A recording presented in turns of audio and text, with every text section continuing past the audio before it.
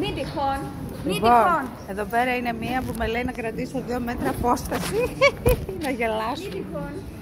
Δεν έχεις καταλάβει ποιον έχεις παίξει. Εσύ μάλλον δεν έχεις καταλάβει με ποια έκτη με Παρακαλώ λες. μόνο κρατήστε την απόσταση και από εκεί και πέρα.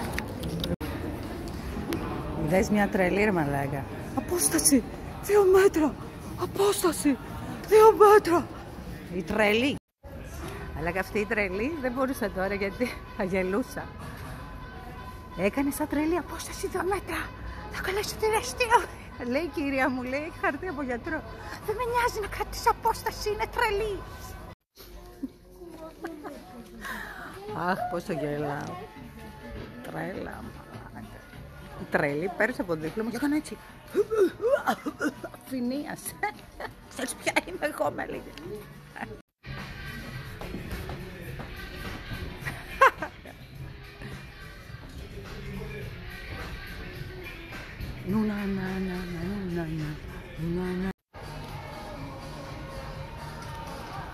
Τσιρκολίκι, είστε για πολύ γέλιο κλόουν όλοι.